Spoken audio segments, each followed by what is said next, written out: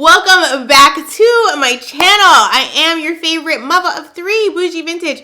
And today's video is a welcome to 2023. Obviously, my last year ended with a freaking bang. That was a little much. And I'm not gonna hold you. I'm still very angry. However, as you see, I'm wearing white, okay? It is a new year. We have left the things of the past in the past. And quite frankly, you know, I just want to look forward, and I have a lot going on right now that is very positive. Not sharing just yet, but you will find out in due time, okay? But I had a wonderful New Year's Eve and New Year. I rang in the new year, really simple, quaint, at home. Didn't do anything spectacular. I didn't go out because I have no friends in my city. And I didn't make plans to go to Toronto, and I didn't make plans for anybody to come here. So it was really quiet, cute at home with my kids and my mom, of course, and with Jalen and Kenneth on FaceTime. It was a key. So we had a good time ringing in the new year, and much like any other new year or any other year really, I always say Jabez's prayer. I don't know if you guys are familiar with it. So if you're unfamiliar with Jabez's prayer, it goes like this: "Oh Lord, that you will bless me indeed and enlarge my territory. I pray that your hand will be with me, you will keep me from evil, and that I may not cause pain." And amen. That's it. It's a very simple prayer, and I've been praying it for years, and I feel like this prayer has, changed and shaped my life every step that I take. And so I hold this prayer dear to me. I came across the prayer when I was probably around 12. My mom somebody blessed my mom with the Jabez prayer book. And my mom then got a Jabez prayer children's book for me. And for whatever reason, it stuck with me. And it was such a wonderful gift. I think one of the best gifts my mom has ever given me. And I've been praying it since I was 12. And I feel like that prayer has added to my testimony, because I genuinely feel like if I hadn't been praying that prayer, my life wouldn't be what it is. And I feel truly blessed every day that I wake up. I feel truly blessed every time I look back at my life and see where I'm coming from, where I'm at now. I feel like he's blessed me indeed. I feel like every year or every once in a while, my territory does get enlarged. And I feel like he has kept me from evil, and that I do my best to not cause pain. So it's a really powerful prayer, and I encourage everybody to pray it, because a lot of people pray Our Father, which is great. I love me a good Our Father prayer, but that's not my go-to prayer. And obviously I spend a lot of time praying. I spend a lot of time with God. So this is not the only prayer I pray, but it's a prayer that I do say and speak to God daily with. It's a very simple prayer, easy to remember, and it's a really good start, or really good foundation. First of all, I'm all for increase, but God is never going to give us increase if we're not able to have the capacity for it. So you could be asking and praying to God all day till you're blue in the face for a raise, but if you don't have the capacity for it because you have maybe poor money management, so even if you do get a raise, you're going to end up doing bad things with your money. He's not going to give it to you. You know what I mean? You have to be in the right place up here before and arrive to the place that you want to be up here before you get those increases. And so I feel like because I became a mother, as life progressed, I wanted to be ahead of that. So when I was becoming a mother, my priorities shifted. I stopped shopping so much and started focusing on my family goals and my family life, and what was important.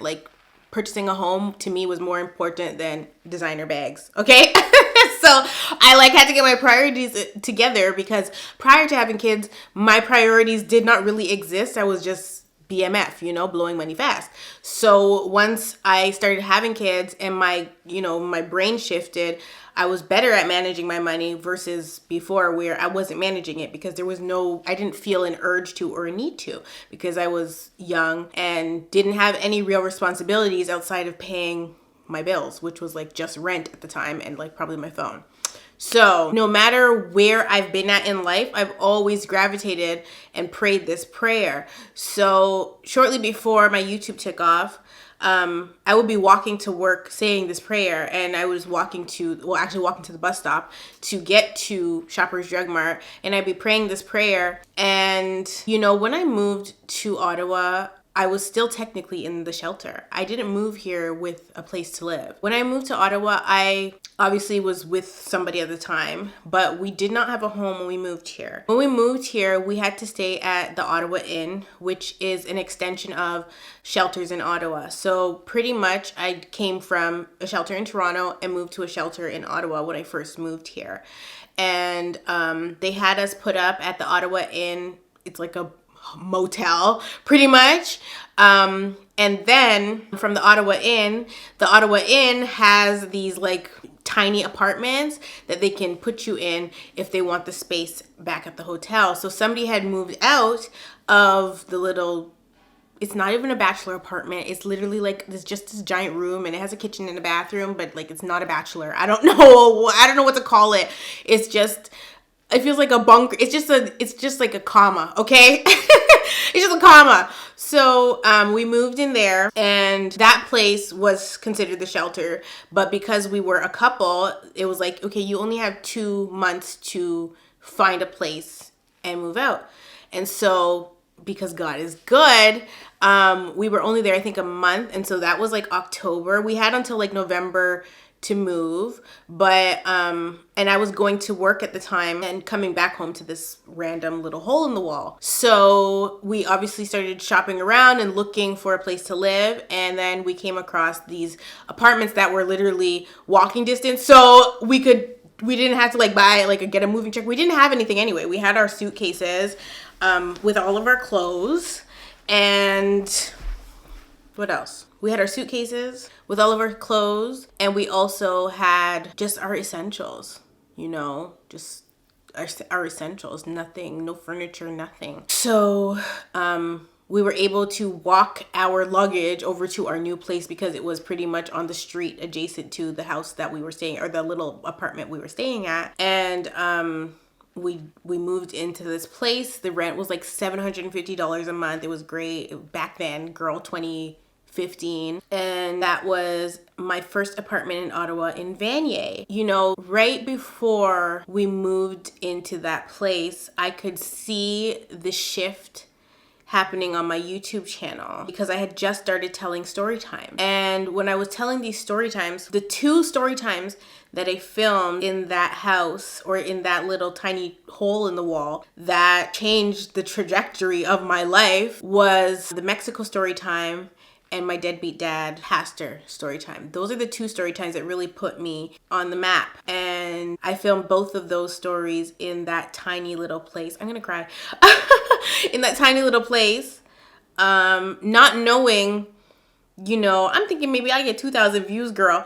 Not knowing that telling and starting to tell my stories would give me an increase that I could never imagine. When I worked at Shoppers Drug Mart, I was probably clearing like, I don't even know, $1,000 a month. That don't even sound right. I don't remember.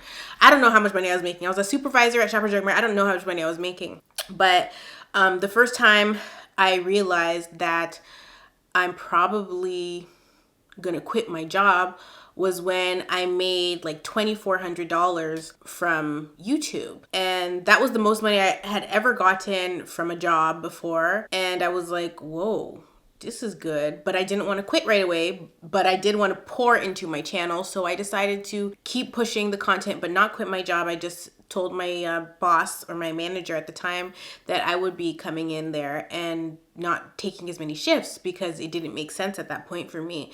If I could make $2,400 on YouTube, what the hell do I look like coming to Shoppers Drug Mart and only clearing $1,000 for the month? That doesn't make any sense, right? So I decided at that point that I would do 1 shift a week just in case, because I really wasn't sure. Like $2,400 was good, but it's like I could still do both and make some good income. And so I quit my job slowly. So then I think the next check after that was probably in the $4,000 range. And I was gagged by that because I was like, okay, yeah, I think I'm going to do this full time.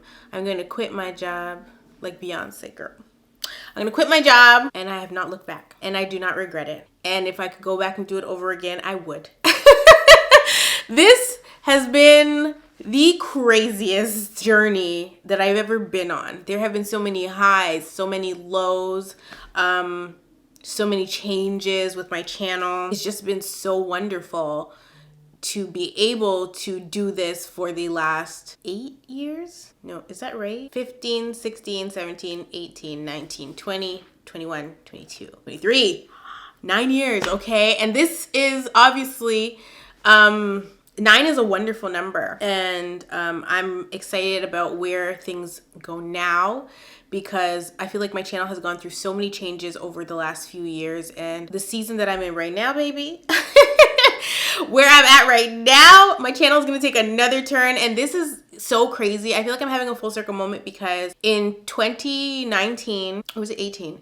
2018, after I had Salem, I wanted to make this change to my channel. And at the time, I had actually invited my sister to make the change with me. I wanted to do traveling, a lot of traveling. I wanted to do travel vlogs, and that's what the plan was. My sister in 2018 was supposed to move to Ottawa, and we were supposed to kick that off, but that didn't happen. And then I ended up pregnant with Bellamy. And then 2019 happened. That's when I had Belle. And life just went in a completely different direction. And now I'm here. Could never picture being here.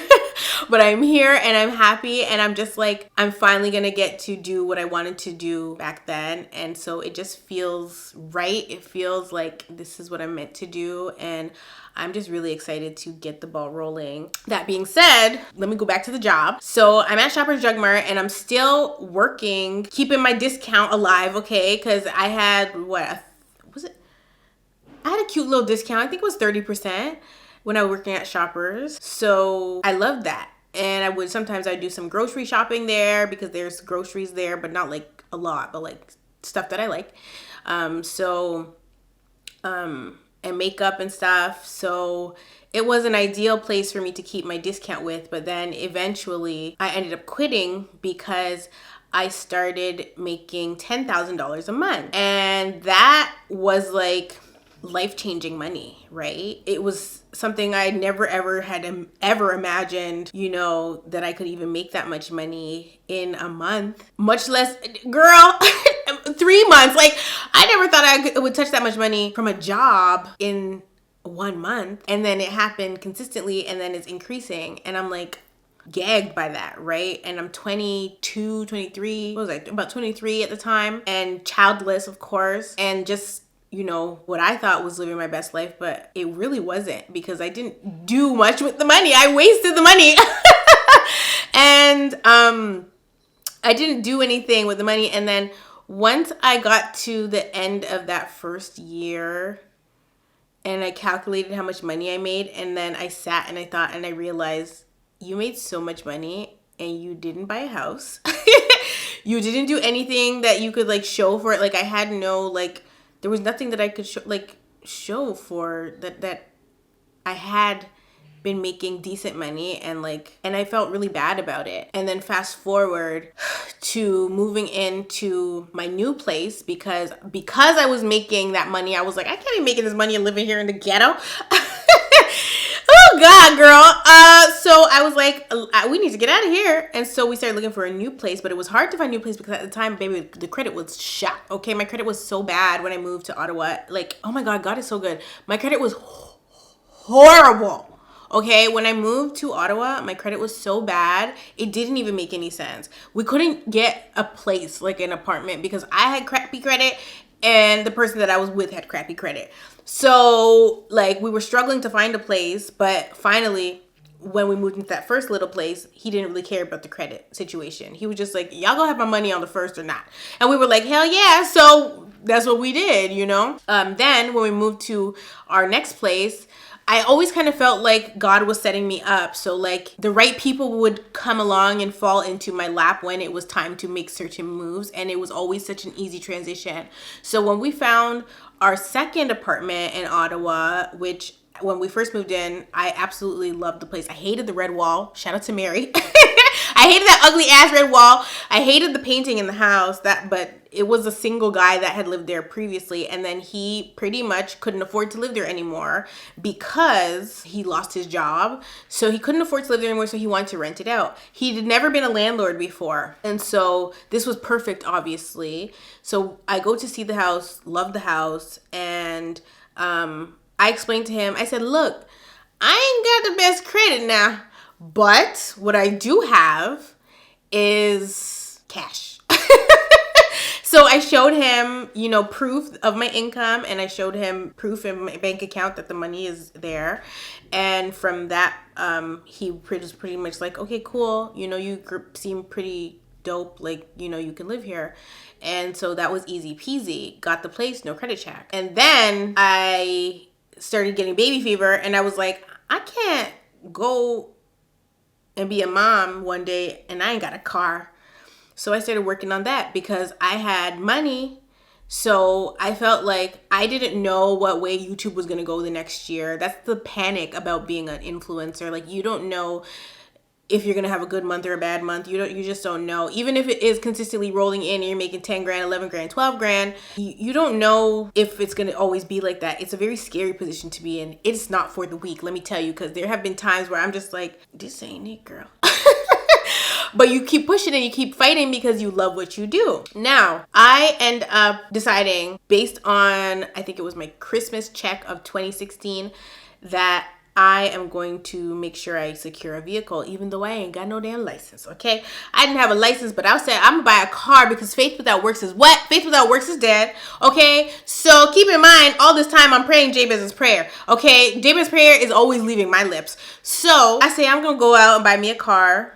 I have my G1, but I don't have my G2 just yet because every time I go to take the test, I fail it. If you haven't seen that story time, your girl was giving SpongeBob, okay? But I was like, let me buy a car first. So I buy the car, and I'm pretty much gonna be chauffeured, okay? Because my ex had his license, okay, at that time. So he was gonna be able to drive the car, even if I couldn't really drive it without being supervised because I only had my G1. Well, I go to buy the car, and this is what I mean by God put so many people in play to help me along my way, to make sure that I would be straight for a time such as now, okay? So boom, I go to buy this car. First of all, let me tell you about God, okay? Because my dream car to this day is a Jeep Wrangler, and I almost bought one for myself for Christmas, but then I'm like, you know what? I don't need two cars right now. I don't need two cars right now, so let me not go to the Jeep Wrangler right now. That's not what I'm gonna do. So baby, I was trying to go all out for Christmas. Like, that would have been the most impulsive buy, but I would not regret it if I did it. You know what I mean? It would have been a really nice thing to have, but I just felt like it wasn't really necessary. But I'm starting to feel like I might go get my Wrangler. That being said, my dream car is a Jeep Wrangler. And based on my credit, the Jeep Wrangler wasn't looking like I could get it, right? Which I didn't understand because I was coming there and I'm like, listen, I want to put this money down.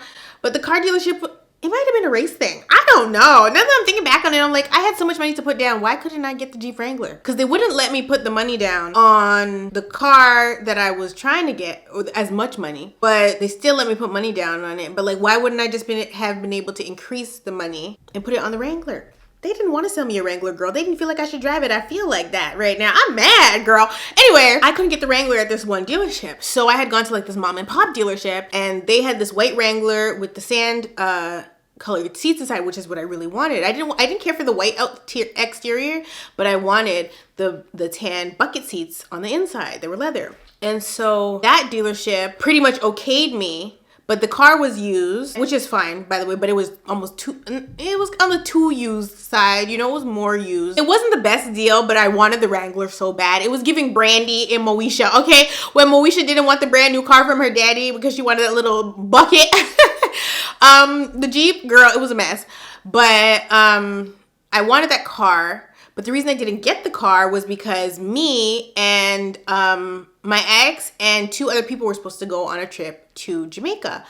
But for whatever reason, the other couple that we were supposed to go with, well, another story for another day. Anyway, because we said we were going to plan this trip, I decided I wouldn't put that much money into the car, but I still needed to get a car. So I decided I would go with something else, only because we were going on the trip. So I don't get that car, and I'm sad, but I'm not really like super upset about it until the couple tells me we're not going on the trip. And I'm like, so I could have got my freaking Wrangler. And I only didn't get it because we were supposed to go on this damn trip. Now we're not going on the damn trip. I was pissed, okay? That's neither here nor there. So I end up at this dealership. And when I'm at the dealership, and they're looking at my credit and stuff, like, you don't have the greatest credit. I'm like, baby, I know. So the finance guy at the dealership tells me how to increase and improve my credit. And I'm like, a word? Ain't nobody gave me no type of advice like this before, baby. I've been on earth at that point for like 24 years, and ain't nobody had ever given me this is how you work the system. So I did what he told me to do, which was, after you get your car, go to Capital One and apply for a secured credit card.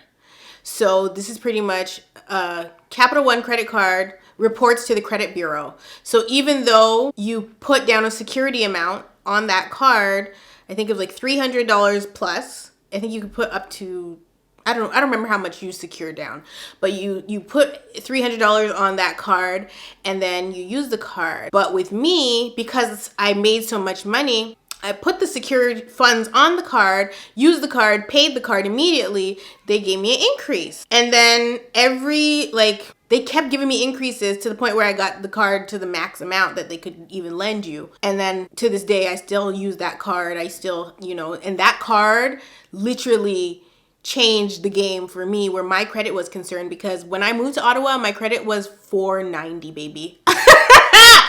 And now my score is in the 700s, like night and day, okay? And this is why I say God put people in my corner to help me along my way. Because had I never met that finance guy and he told me, while you're paying your car payments, make sure you get this credit card and pay this credit card as well, and it will increase your credit severely, okay? And so that's what I did. And that's not the only thing that's helped increase my credit, right? There's been a lot of other factors, but that was the main thing. When I moved to Ottawa, literally my credit score was 490. 490. That is piss poor credit, okay? And now I'm in the great zone. So shout out to the guy that told me that, okay? But when I get to the dealership, as we're pulling up to the dealership, I literally said out my mouth, you know what? I want a Nissan Altima. Girl. We pull up to the dealership and we're at a Jeep dealership, and there's literally an Altima sitting on the lot. And not just any Altima, an Altima that I never seen before, a freaking coupe, okay? And the coupe had red seats inside. I said, this is cute for a first car. Like, this is super cute for a first car. So that's the car I ended up getting, because literally I spoke into existence. Like, I literally said it on the way there. I want an Altima. We pull up and there's an Altima there. I was so excited. And it was only, I think at the time, I think the sticker on it said like 12 grand. So it was super cheap. But that's before you like add your winter tires and stuff. So pretty much I get my first car and don't have a license, but it made me determined even further to get my license. So shortly after that, I secure my license, yay, and I'm super excited, and I can finally drive, and I have the confidence to drive now, and things are great, 6 months later, I get in an accident. I'm gagged. 6 months after having this car, I am pregnant and get in a collision. I am rear-ended. My car is totaled. I'm still saying Jabez prayer, girl. I'm still saying it, but I'm very upset from the time I get into the accident to when I finally am getting, news about my new, I'm gonna get, $15,000, which was pretty much what my car was worth, because it was right under 100,000 kilometers. If my car had been over 100,000 kilometers, the value would have went down the chute, okay? But my car was at 98,000, which is still under 100,000. You look how good God is, girl. If I got into a car crash like 3 weeks later, girl, they would have given me about $5,000 for that car. But because it was under 100,000 kilometers on there, it was worth $15,000, which is still very good considering the fact that it was a 2012, okay? But even though it was a 2012, it didn't feel like a 2012 inside. Like, it had automatic seats, automatic everything, really, because Nissan is ahead of the game like that. Like, Asian cars to me are a little bit further ahead than other cars. So they tell me I'm going to get $15,000 for the car, but I owed pretty much $15,000 on the car, which made no sense to me because I had put down $4,000 when I bought the car. But I recently found out that when you put money down on a car at the dealership, it's usually giving scam. Okay, the dealership pretty much pockets it. So that's why I had been paying for 6 months and it seemed like I didn't even put a dent in my car loan. It didn't make any sense because on the lot, the car was only worth $12,000. Even after taxes, that's just crazy. Like, where did my $4,000 go? Did somebody eat it? I don't know. Either which way, they pretty much paid the car off. So I didn't have a car debt after I got out the accident. And then after I got out of that situation, when I went back to the dealership to get a new car, I didn't have existing car debt, so I didn't have to put down any money to get my second car, which was the Hyundai. So I had a Sonata, which I really loved. It was a great second car because I needed a sedan since I was having a baby. God works out everything for our good, girl, okay? So everything is working out. Like, you can't tell me my life is not like written down and like organized.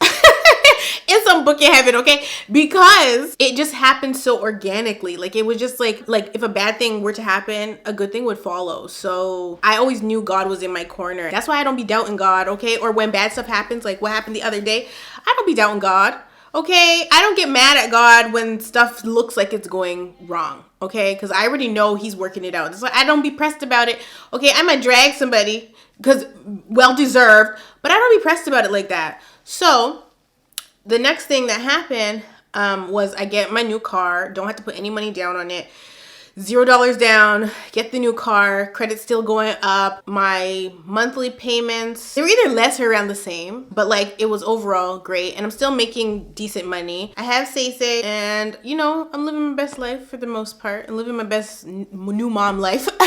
And then fast forward, like I said, I got pregnant with Belle, and then I didn't get to do my traveling vlogs with my sister. And then my life starts to turn upside down because I had Bellamy, and then things just started to go haywire at home and didn't understand it, but I started tapping into God even more because I was just like, I don't know what's going on, and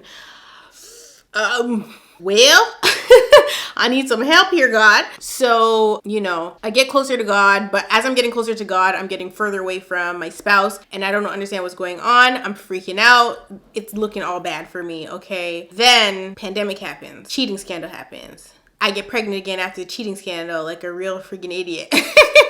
What else? Girl, then things just keep going downhill. Then like the Tasmanian devil, then more spouse drama. Then eventually I, you know, pick up my big girl panties and put them back on and like do what it needs to do. And then, you know, fast forward to 2022. Well, that was pretty much 2022, but like fast forward to the end of 2022 and y'all see I hadn't been through it. But I just feel like the storm is over now. It's over now, over now. I feel like I can make it. The storm is over now. Okay? That's what it's giving. And if there is a storm, I'm just gonna act like I'm delusional and like there's no damn storm. We having a good time this year, baby. Ain't nobody gonna steal my joy. When I tell you, I woke up and the first thing I did when I woke up today was go and dig my passport up out the damn basement. I knew exactly where it was. I went and I got my passport out the basement because my mom, her job today was to wake up and go to get the passport renewal form for me. So I go and dig up my passport. I open that thing up. Baby, it's not expired. Girl, I thought it was expired.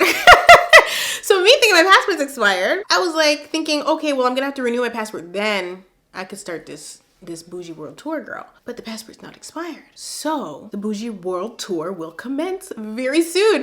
And I have not been this excited in a long damn time. Like, I'm actually so excited. I told you guys I'm doing Impulse upon Impulse this year, and that's what it's gonna be. So really excited about that. But that's neither here nor there. The fact of the matter is, God is good, okay? All the time.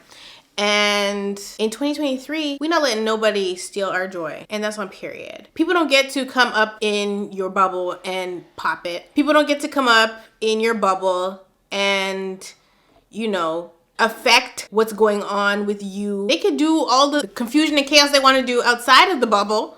Okay, but you just have to know that one, God is always going before you, and two, even if they try it, it's not going to give because you are one, prayed up. Two, if you are talking to God and God knows what your boundaries are, He's not gonna let nobody cross them. But you have to know what your boundaries are as well. So that's pretty much where I'm at for this year. And I'm just relying on God to get me through 2023 because last year was a write-off. I'm gonna need reparations for last year. I think a lot of us do. I need me some reparations for last year. But like, I feel like if you really take a look at my life and see where I'm coming from, and you see how the Jabez prayer has been applied to my life, because baby, the territory has definitely been increased on more than one occasion.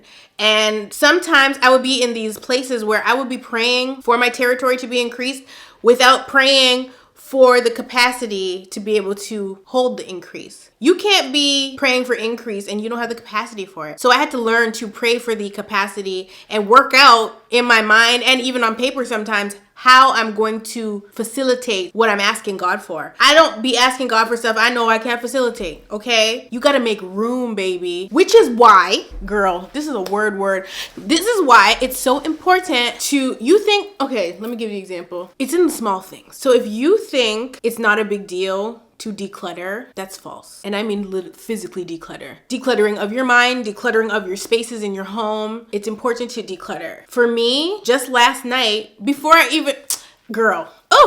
just last night, which I knew coming into the new year I was gonna do it because I do it every year. But just last night, I started taking stuff out my closet. Just get stuff to donate, okay? Shoes, clothes, getting ready to get rid of stuff because I know that this year's gonna be different for me. I could feel it. So I'm getting rid of stuff because I don't have the space for old things and I'm learning to let go of things, okay? Letting go of a lot of things, whether it's stuff up here, stuff in here, whether it's clothing, okay? Because for me, obviously, I love a good shopping trip, girl. I buy clothes a lot, especially because of work, right? Y'all only see me from here up. I gotta look cute. Look at this. I gotta look cute. But I have a lot of really nice pieces that I refuse to give up. But then I have these other pieces that is like, okay, have you worn this, ma'am? And sometimes my brain tries to trick me and be like, you might want to wear it in like, I don't know, some other time and you shouldn't throw it out. But that's a damn lie. Especially if it's a generic thing that I could get again. I thrift a lot. So because I thrift a lot, I don't like to get rid of some of the things I thrift because I know I'm not going to be able to get it again. But if it's something basic or something that I really just have not worn or something that I notice has maybe a stain or something on it that like is played, I either offer it up to a sibling, a friend, or I donate it because I don't need to hold on to everything. I have a lot of clothes. I'm a fashion girl. I got a lot of clothes, okay? And it is hard for me to part, but there's a huge pile of stuff on my floor right now because I was just tearing stuff up at that closet and getting rid of it and making it smaller, okay? And that's also preparation to move because the less I gotta pack when I'm moving is the better. The last time I moved, when we moved into this house, it was so stressful because remember we had the storage locker situation. We had 2 storage units because it was 2 houses smushing into one and it was a lot. And when me and my mom unpacked the house or unpacking stuff, we didn't really finish unpacking because part of us knew that we were probably going to be moving. There's so much stuff, like even just in my basement, there's been at least 4 different times, maybe 6 different times for the year, me and my mom have gone down to declutter. We tried to make it smaller so that we don't have such a hard time to move when we're ready to move one day. Remember, our family size increased by 1, then decreased by 1. So it's me, my mom, and the girls. So there's 5 of us. We can't really be taking too much with us. You know what I mean? Like it's too much. So we try to declutter as much as we can. And that gives us room for the increase. But yeah. Whew. That being said, I hope you guys will get into Jabez prayer because it definitely has shaped my life. And I feel like if you're ready, it will shape yours too. And you don't really have to be religious or even spiritual to pray this prayer. You You don't have to be any of those things, you know. But for me personally, I have a relationship with God. I trust God with my entire life, and I always have. And for me, this prayer is proof of that. My life is proof of my faith in God, how he's blessed me, how he's blessed my family. It's really just, it's just a prayer that I'm always going to pray. And I believe that the prayer works. So that's why I encourage it. And it's, to me, it's a secret to life, girl. It's a secret to my life, at least, okay? Because I'm not going to pray it if I don't believe it, okay? And that's just that on that. I'm not going to pray it if I don't believe it. So I started praying it when I was 12, and I'm still praying it to this day. And I have watched God increase me. I've watched God at work in my life. Even when he's like dead silent, I know he be moving and working and doing all kinds. Especially after the year I just had. Because to me, you don't have a year like that where it's just bad after bad after bad after bad after bad after bad. Like literally the year was just throwing hooks at me left, right, and center. Baby, I should be literally KO'd. But I made it through, and right after I got out of the year, prayed that prayer, and will continue to do so. And so I'm gonna pray it for you guys as well, that God will bless you indeed, enlarge in your territory, that his hand will be with you, that he will keep you from evil, and that you may not cause pain. Okay, that's what my prayer for you guys is for 2023, and I hope you guys embrace it, and we could touch and agree, girl. Okay, we all getting the increase this year in Jesus' name. Okay, I love you all so much, and I'll definitely see you in the next one. Oh, and this is how I know the year's gonna start off good, because I got my acrylics back. Okay, can you see? The acrylics are back. I did a whole year of press-ons. No, it's not giving that for this year. Okay, so I put my acrylics back on. These are super pointy and dangerous, so I've been very careful around the girls, especially Nola. But like, I'm living for this set. And I did one hand on Saturday, I think, and then I did the other hand on Sunday, and was prepared for Monday. So with that being said, I love you all so much, and I'll definitely see you in the next one.